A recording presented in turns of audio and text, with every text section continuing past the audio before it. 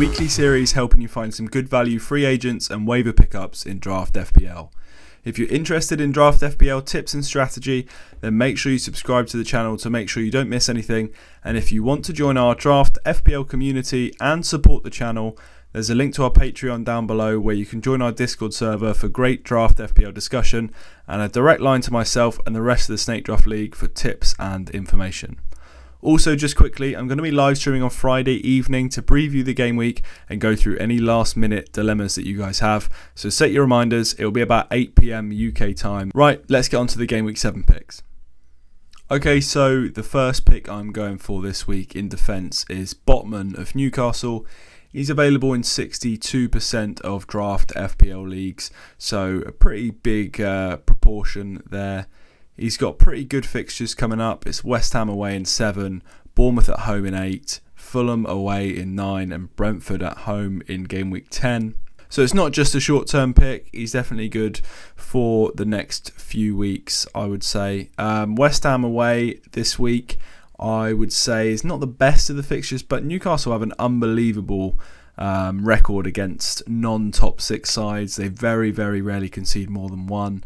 And they've got a pretty decent clean sheet rate as well. So I wouldn't be surprised to see them keep it to 1 goal maximum. And a clean sheet's definitely not out of the question. So Botman, I think he's definitely in their best starting 11. I know he did miss the midweek game last week, but I think that was a bit more of a one-off.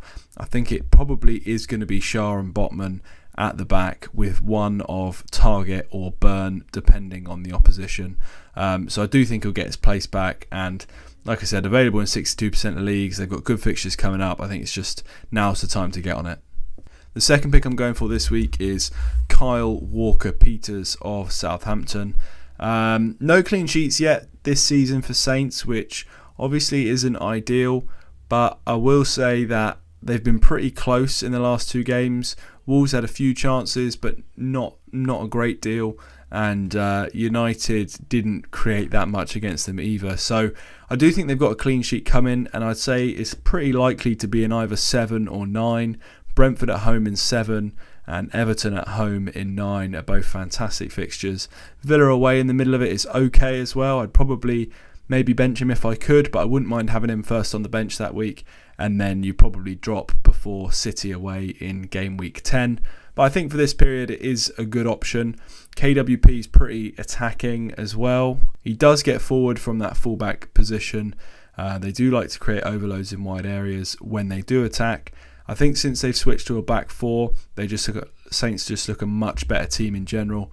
And I think one of the fullbacks is a pretty good pickup. You've also got Perrault on the other side. I think he's probably slightly nailed in the left back slot, but I still think he's almost guaranteed to start these 4, you would have thought. So still a decent pick and gets forward pretty much just as much as Walker-Peters on the other side. Available in 55% of leagues. I think Perrault's way less picked than that as well. I think he's available in something like 85-90%. So either one of these I think will be free. At least one of them will be free, and I think that makes a pretty decent pickup for this week.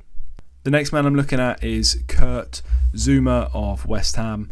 I think West Ham's defensive record over the last couple of years kind of speaks for itself.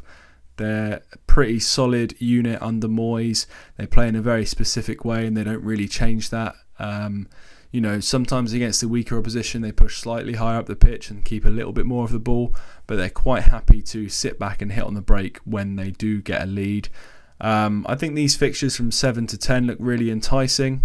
Newcastle at home is only okay. Newcastle are a good attack, but I do think this is going to be quite a low scoring game, hence why I've got Botman and Zouma both in these picks. But Newcastle away is definitely the worst fixture of the 4. I would say Everton away is a really good fixture. Wolves at home and Fulham at home in 9 and 10 though are the standout fixtures. Those 2 look great, but I think by the time it gets to game week 9 you could see a lot of these West Ham defenders picked up off the waivers. I will say I'm not quite sure what the back 4 is going to be when everyone's fit. They have got a bit of an injury crisis at the moment. Cresswell's been playing left back, but he missed out last week due to illness, I think. So they had Emerson left back, Kufal right back. I'm not sure which one of them is going to start when everyone's fit. We'll have to wait and see on that. They've got Kehrer playing centre back alongside Zuma at the moment, and I think he's going to play at the moment until they get more centre backs fit. But Dawson's on his way back, and Aguerd is also recovering a little bit further down the line. So I think Zuma is the obvious choice. Cresswell would be my next best option. Well, to be honest, Cresswell is the best option, but he's picked in most leagues. So Zuma, available in 74% of leagues, I think is a great pick. On to midfielders next then, and the man that everyone has been talking about. I think probably the most asked question I've ever received since I've started the channel has been this week: Antony versus Aubameyang. Who should I pick up? Well, in my opinion, I would say Antony, actually. Originally I'd thought Aubameyang, but seeing Antony play, start for United and do alright as well, I think I would go for Antony, just for that. He's slightly less risky in my opinion, and to be honest, when it comes down to things like this, Antony versus Aubameyang, I'm much more likely to go for the less risky option and kind of guarantee myself a decent pick, and I think Antony will do that. I think he's going to get a decent amount of returns this year. I think I like the way he just kind of drifts into space on that right hand side and then cuts in with his left foot. I think it suits Bruno as well because he likes feeding players on that out to in through ball. So I think Antony's going to do all right this year, to be honest. We did talk about this on our podcast that released last night. We talked about Antony versus Aubameyang for about 15 minutes. So go and check that out wherever you get your podcast. Just search for Snake Draft FPL, and it's the most recent episode. We went into great detail on Antony versus Aubameyang. So I won't say any more than that. Antony would be my pick. The fixtures are kind of irrelevant. This is a pretty long-term pick, and he will be my number one waiver choice in basically every single league this week. So my next pick for this week is actually someone that I picked last week, which is Morgan Gibbs-White. Obviously not enough of you picked him up because he's still available in 83% of leagues. He did get that assist last week from a corner, and the fixtures just keep on coming, to be honest. It's Leeds away in 7, which I don't want to speak too soon, but that looks like an absolute goal fest to me.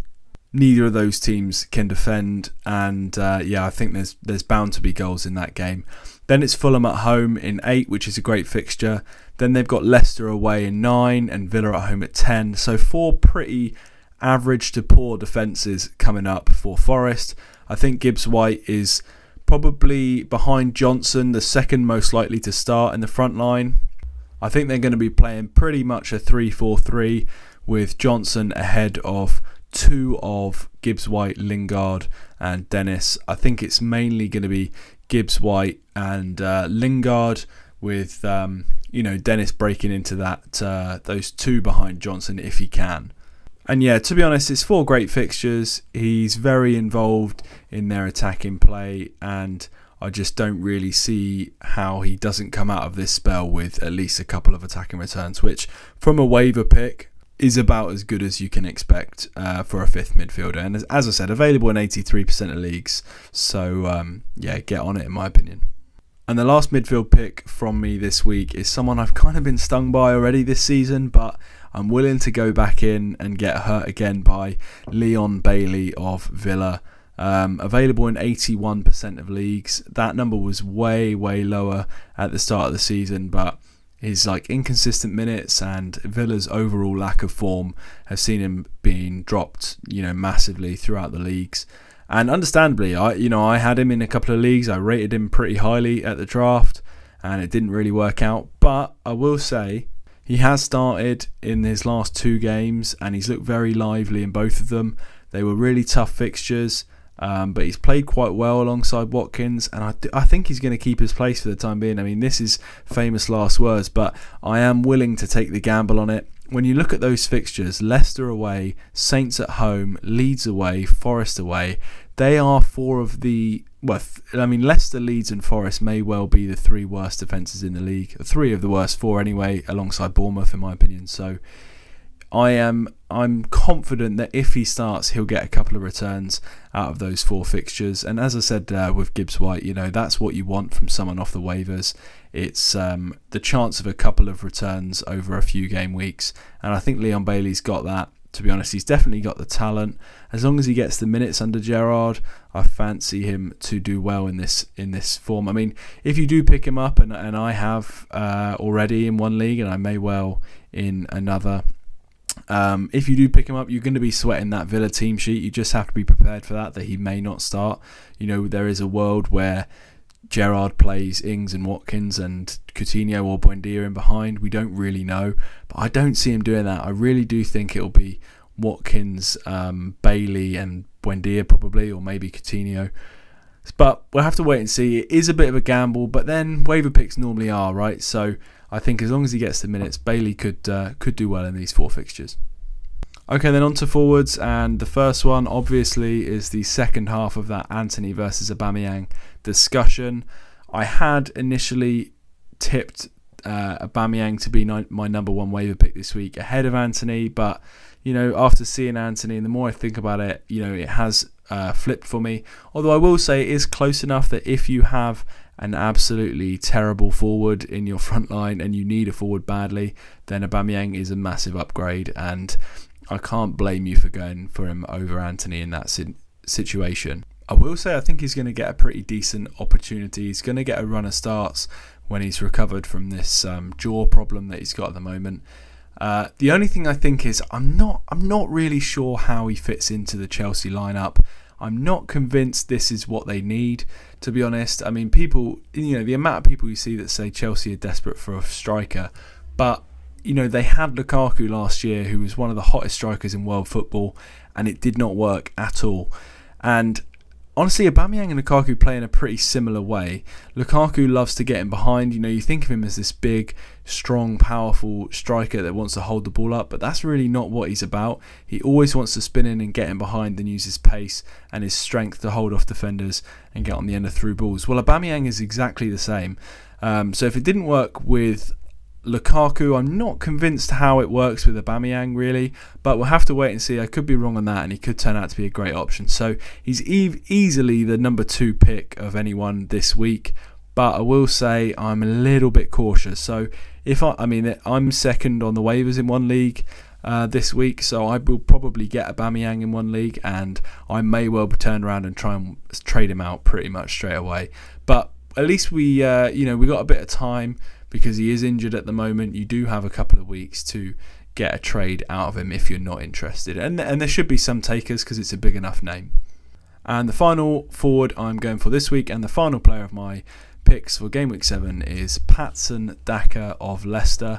I've spoke about Leicester a fair amount. I think the defence is terrible, but they have scored a decent amount of goals going forward, and Daka got a goal and assist at the weekend last week. He's available in 82% of leagues, which is pretty high for someone that I think is going to start going forward. I think Vardy, every year pretty much for the last probably 5 years, I've said I think it's Vardy's time is up. But I do honestly think at some point that is going to happen, and I think it might be this year. I just think they look better without him, and I think Daka is the player that's going to take up that mantle.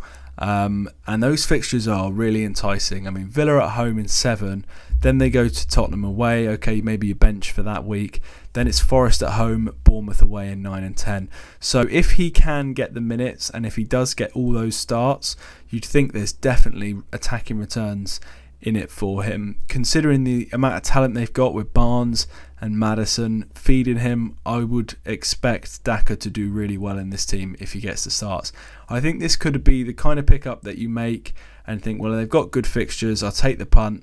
And if he does do well and he locks down that place and it looks like he's absolutely guaranteed to start from then on, you could have picked up an absolute gem from the waivers going into a long-term pick. So Daka's someone I'm looking to pick up, and I'm going to start him this week. If he starts, then great.